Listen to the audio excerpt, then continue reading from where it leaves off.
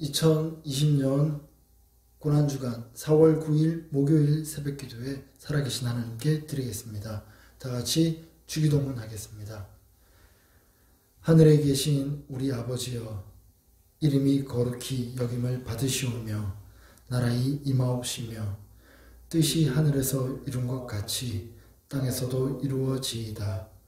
오늘날 우리에게 일용할 양식을 주옵시고 우리가 우리에게 죄 지은 자를 사하여 준 것 같이 우리 죄를 사하여 주옵시고 우리를 시험에 들게 하지 마옵시고 다만 악에서 구하옵소서.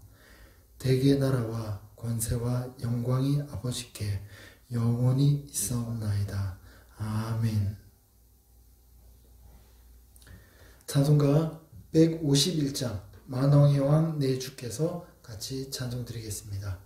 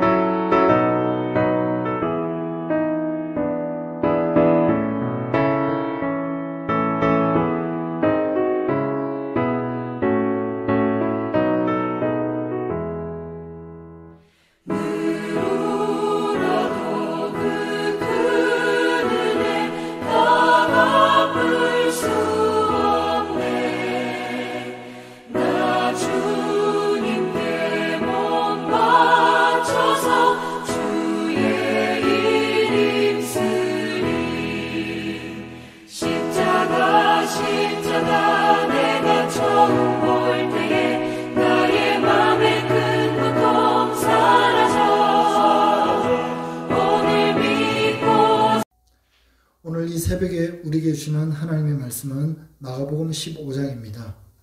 마가복음 15장 1절부터 15절입니다. 신약성경 82면에 있습니다.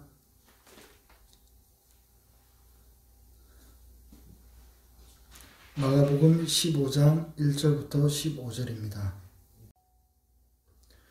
오늘 본문은 예수님께서 십자가로 나아가시는 과정을 보여주는데 로마 제국의 총독이었던 빌라도의 재판정에서 마침내 십자가형이 확정됩니다. 그러나 놀라운 사실은 이 모든 것은 하나님의 뜻이 이루어지는 사건이었고 예수님은 자발적으로 선택하셔서 그 길로 나아가셨다는 것입니다. 인간들은 악한 마음에서 나오는 논리와 불의한 재판으로 예수님의 십자가형을 확정하지만 그러나 사실 이 모든 것은 하나님의 뜻을 이루기 위하여 예수님께서 스스로 선택하신 자발적인 선택이었다는 것을 다시 한번 강조할 필요가 있습니다. 유대인들은 이제 예수님을 죽이기 위해 제국의 총독이었던 빌라도에게 예수님을 넘겨줍니다. 빌라도가 예수님께 묻습니다. 네가 유대인의 왕이냐? 예수님께서 네 말이 옳다라고 대답하시자 다시 유대인들의 고발이 이어집니다. 여러 가지로 고발했지만 예수님은 침묵하시고 더 이상 아무 말씀도 안 하십니다. 이때 예수님은 왜 아무 말씀도 하지 않으셨을까요? 예수님의 침묵은 무슨 의미였을까요? 죄가 없으심에도 아무 항변하지 않으셨기에 빌라도는 오히려 놀랐다고 본문은 말해줍니다. 예수님께서는 자신은 죄가 없다고, 그렇게 고통스럽고 비참한 십자가에 달려 죽을 이유가 없다고, 유대인들의 지도자인 저 사람들의 말은 거짓말이라고 항변하실 수 있었지만 오히려 침묵하심으로써 죄인과 같이 여김을 받았고 우리의 죄를 대신하신 것입니다. 예수님의 침묵은 전적으로 우리를 위한 침묵이었음을 기억합시다. 그리고 예수님의 침묵 앞에 우리의 모습을 바라봅시다. 우리는 어떻습니까? 말이 너무 많은 것 같지 않습니까? 정작 말씀하셔야 하는 예수님은 침묵하시는데 오늘 우리는 너무 많은 말을 하는 것 같습니다. 자기 자신을 변호하기 위해서, 자신을 드러내기 위해서, 자신을 증명하고 다른 사람들에게 자신을 입증해 보이기 위해서 말이 너무 많지는 않습니까? 또는 누가 알아주지 않는다고 비난하며 자신이 느끼는 감정을 다른 사람에게 책임 전가하고 그런 방식으로 우리는 말이 너무 많지는 않습니까? 이번 고난주간을 보내면서 우리는 침묵에 대하여 다시 한번 생각해 볼 필요가 있는 것 같습니다. 우리의 삶은 말로 이루어지는 삶이지만 우리의 말은 얼마나 경우에 바르고 합당하며 하나님의 뜻대로 말하고 있는지 생각해보는 계기가 되기를 간절히 바랍니다. 이제 빌라도는 예수님과 바라바를 놓고 누구를 도와줄 것인지 백성에게 물어봅니다. 아마도 빌라도는 예수님이 죄가 없다는 것을 알았고 또 놓아주려고 했던 것 같습니다. 그래서 자기가 생각할 때 백성들은 이미 죄가 확정되어서 판결을 기다리는 흉악범 바라바를 사용시키고 아직 죄가 분명하지도 않은 예수님은 놓아주자 이런 말을 기대했을 수 있습니다. 10절에서 보여주는 것처럼 예수님은 대제사장들의 시기로 재판에 넘겨졌기 때문에 백성들의 판단은 대제사장들과 다를 것이라고 생각했을 수 있습니다.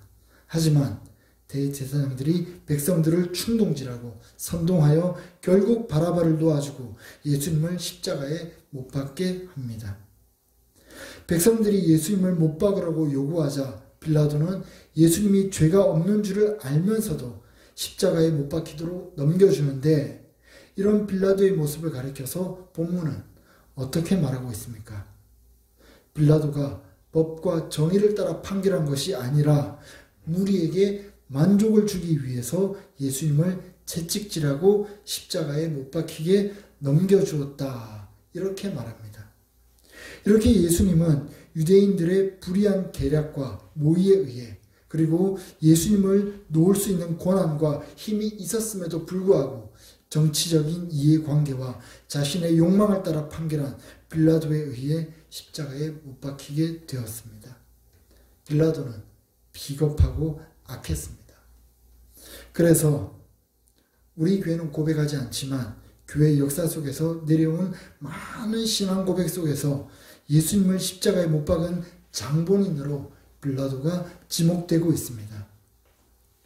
우리는 빌라도가 비겁하고 악하고 수준 이하의 인간이었다고 비난할 수 있습니다. 하지만 우리는 과연 빌라도와 얼마나 다릅니까? 우리에게는 빌라도와 같은 모습이 없습니까? 우리는 정말 진리와 양심을 따라 생각하고 판단하고 행동하며 살아가고 있습니까? 아니면 예수님을 십자가에 못 박으라는 무리 중에 끼어 있는 것은 아닙니까? 예수님을 십자가에 못 박으라고 적극적으로 소리치지는 않지만 불의에 동조하고 타협하면서 아니라는 말을 못하는 것이 내 모습은 아닙니까? 혹시 뭔가 잘못되면 나는 못 박으라고 소리치지 않았다며 나중에 빠져나갈 구멍을 마련해 놓을 심사는 아닙니까? 우리는 과연 얼마나 진리를 따라서 우리의 양심을 따라서 살아가고 있습니까? 우리는 과연 얼마나 빌라도와 다릅니까? 사랑하는 여러분, 오늘 이 새벽에 우리는 두 가지를 기억합시다. 먼저 예수님의 침묵을 생각하면서 우리의 언어 생활을 점검하고 하나님 앞에서 침묵할 줄 아는 지혜를 달라고 기도합시다. 꼭 말을 해야 한다면 하나님의 영광에 도움이 되는 말, 사람을 살리는 말, 진리를 따라 말하되 사람을 배려하고 상황을 분별하여 말하는 지혜를 달라고 기도합시다. 다음으로 진리와 양심을 따라 말하고 살아가는 견고한 심령을 달라고 기도합시다. 시류와 영합하지 않는 진리에 대한 확신, 그것을 붙들고 살아갈 수 있는 용기, 그것을 달라고 기도합시다. 이 고난주간에 예수님을 깊이 생각하며 진리 위에 확고하게 서는 우리 모든 성도님들 될 수 있기를 간절히 바랍니다. 이 시간 말씀을 기억하면서 말씀 붙들고 함께 기도합시다. 우리의 언어 생활을 점검하고 하나님 앞에서 침묵할 줄 아는 지혜를 달라고 기도합시다. 그리고 욕망의 노예가 아니라 진리와 양심을 따라 살아가는 사람이 되게 해달라고 기도합시다. 오늘 이 기도 제목 붙들고 다 같이 기도하고 또 생각나는 대로 나라와 민족을 위해서, 교회를 위해서 또 자신 개인의 기도 제목으로 자유롭게 기도하겠습니다. 다 같이 기도하시겠습니다.